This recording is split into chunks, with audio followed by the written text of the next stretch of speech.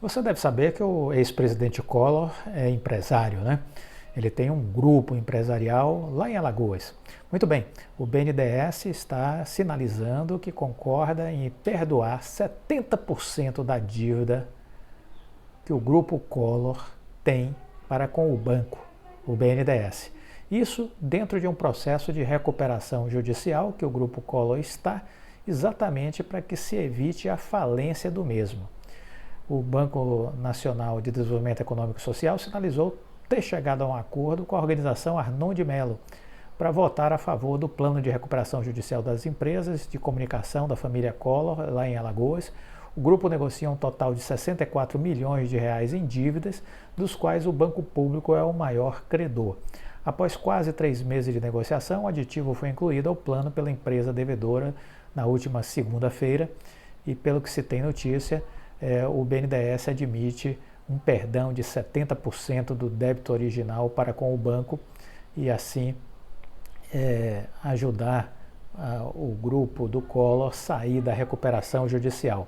Se o BNDES realmente confirmar a proposta, haverá uma carência de 12 meses para o início do pagamento e um prazo de 126 meses para pagar até a sua conclusão. O BNDES informou que não comenta negociações que estão em andamento. Já as organizações Arnon de Mello não comentou também a notícia. Então veja, temos aí o BNDES dando 70% de desconto na dívida das empresas do Collor de Mello, senador e ex-presidente da República. Comento isso para dizer que essa crítica eu fiz, né, que a Oi acabou se prejudicando na sua renegociação da dívida com a Anatel, porque nós tivemos ali, na dívida com a Anatel, uma dívida que teve o desconto, foi negociada antes da mudança da legislação sobre dívida na recuperação judicial, né? Uma parte da dívida da Oi com a Anatel ficou reduzida em 50% e uma segunda parte em 75%. Em 70%. Então, juntando uma com a outra, tivemos aí em torno aí de 55% em média de redução da dívida. Por que estamos falando isso? Porque a Oi, ao meu ver, se prejudicou nesse aspecto da renegociação com a dívida das multas, né? Deveria ter tentado trabalhar pelos 70%. Por outro lado, foram os meninos lá da Anatel que também bateram o pé firme e não admitiram essa renegociação, né? Daquela primeira parte da multa que ficou definido lá uma redução menor. Então, de um lado, eu acho que a Oi deveria ter lutado mais por esse desconto, do outro lado, tivemos um adversário mais ferrenho do que o BNDES foi com o grupo Collor, não é?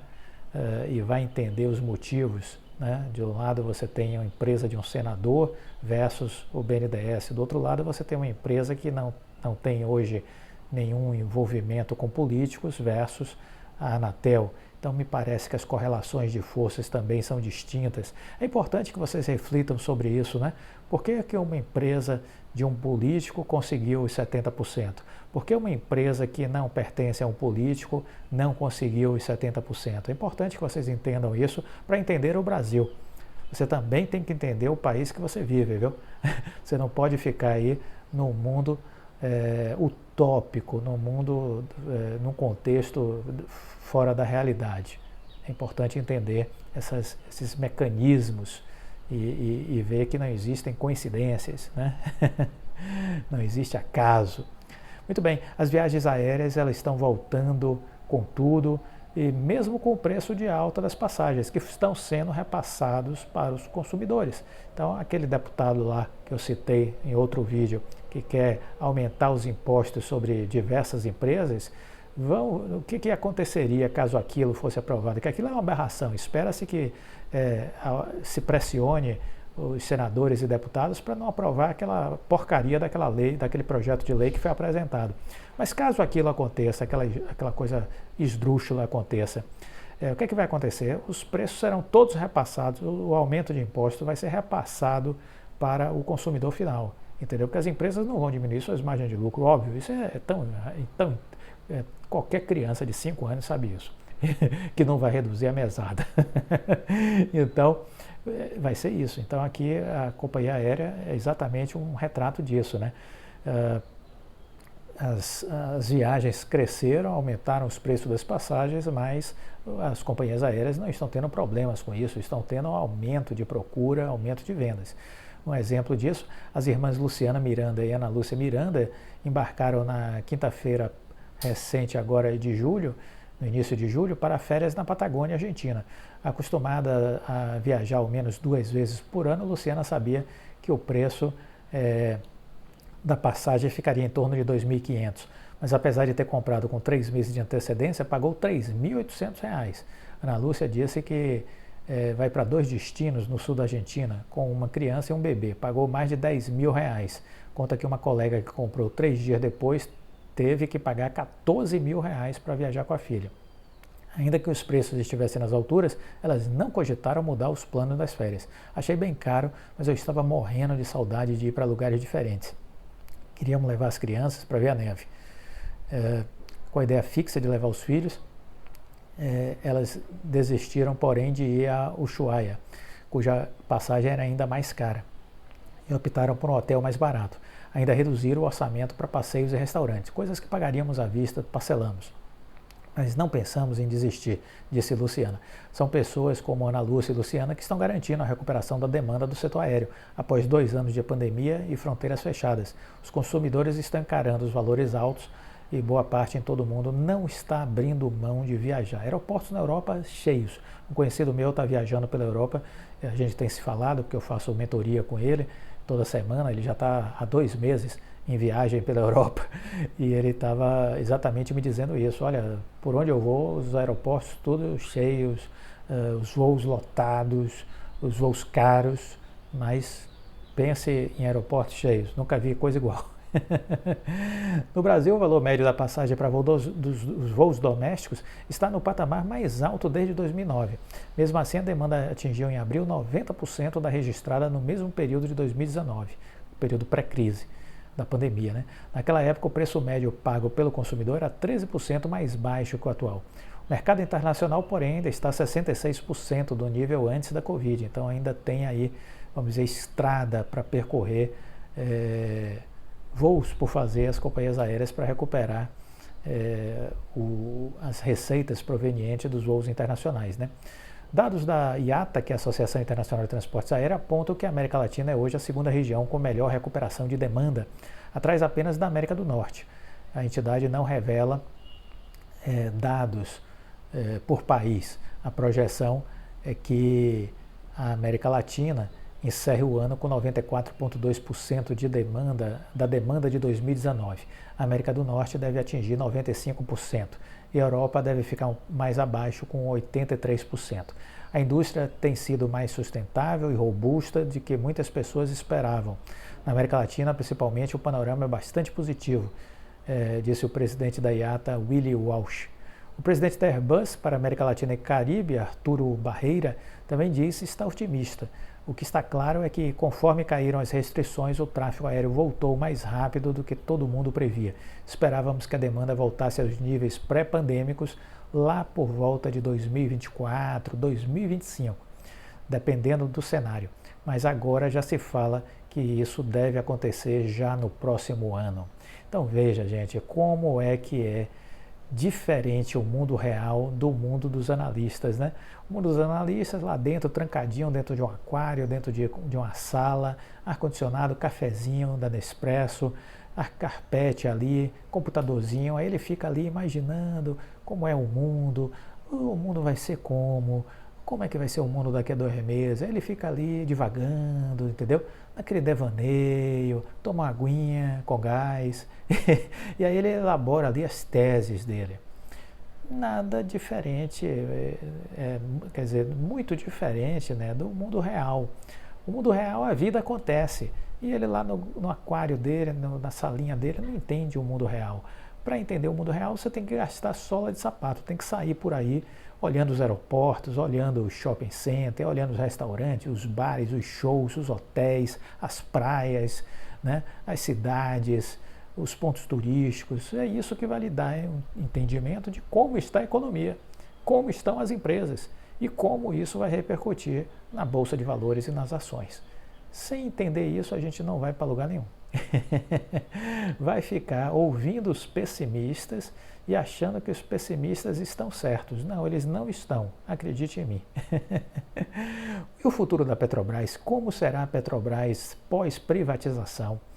Vamos ouvir aqui um pouquinho, eu vou comentar aqui com vocês algumas considerações feitas pelo BTG Pactual e pelo banco americano JP Morgan. Como é que eles estão olhando para a Eletrobras? Bom, Eletrobras finalmente privatizada, o nome dos prováveis novos conselheiros já está na mesa da empresa, o sell-side começou a rever seus modelos para refletir a nova realidade. O JP Morgan e o BTG Pactual iniciaram a cobertura da ex-estatal. Preços-alvos do JP Morgan, R$ 64,00 para a Eletrobras.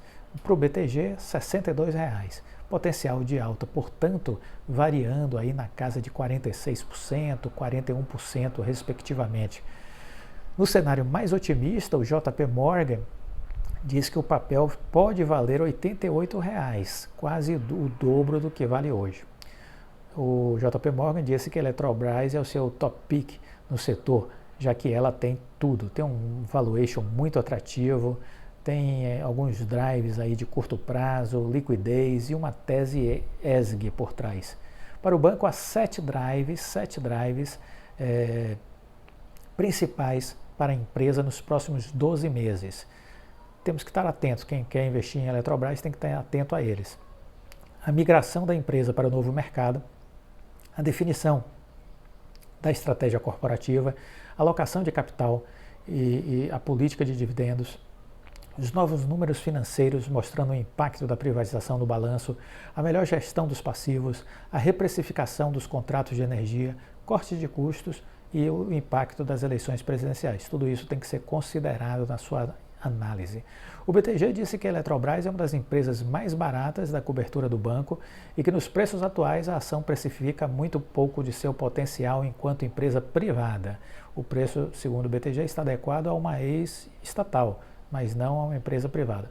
A combinação de uma base de acionistas muito boa e ativa, com uma equipe de gestão de alto nível, vai pavimentar a estrada para uma história bem-sucedida de turnaround, aumentando significativamente a geração de caixa da companhia e permitindo que a empresa pague grandes dividendos ou aumente seu poder de fogo para fazer novos investimentos, expansões, aquisições.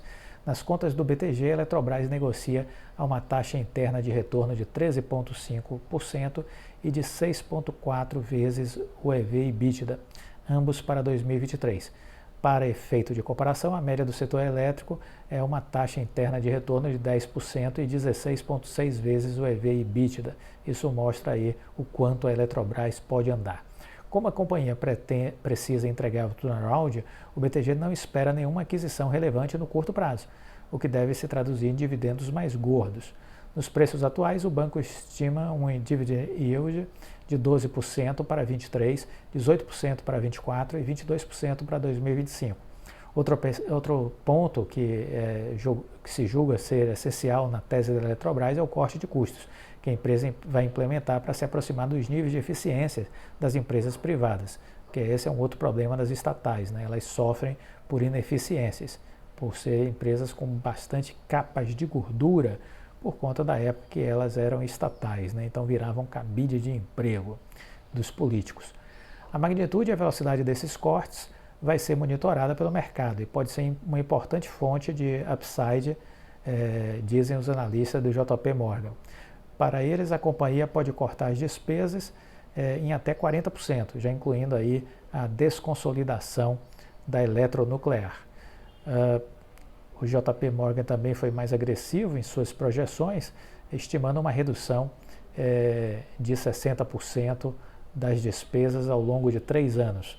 Essa redução é a principal fonte de criação de valor para a tese de investimento pós-privatização. Isso pode adicionar quase 17 reais por ação ao preço-alvo. A Eletrobras, as despesas hoje são de 2 vezes a 3 vezes maiores que a dos seus players concorrentes privados. Essas contas foram feitas pelo BTG.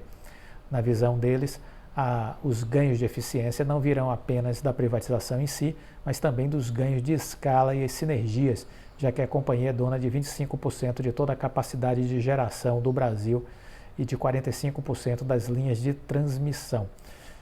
Então, algumas análises, algumas ponderações aí feitas pelas equipes do JP Morgan e do BTG sobre essa Eletrobras que sai aí desse processo de privatização.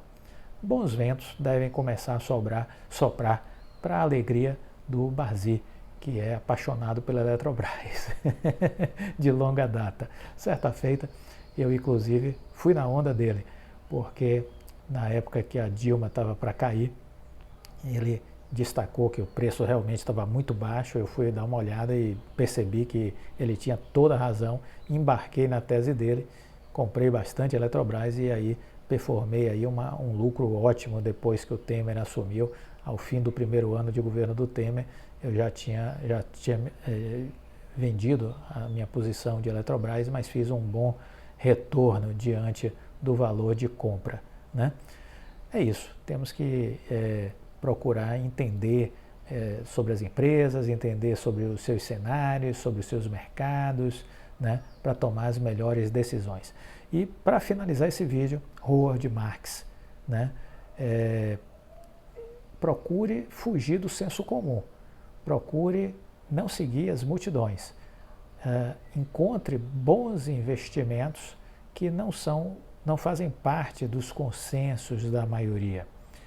Ao fazer isso, você tem grandes possibilidades de conquistar excelentes taxas de retorno. Lembre-se disso. Gostou do vídeo? Deixa o like, compartilhe com os amigos, fique com Deus e até a próxima. Tchau.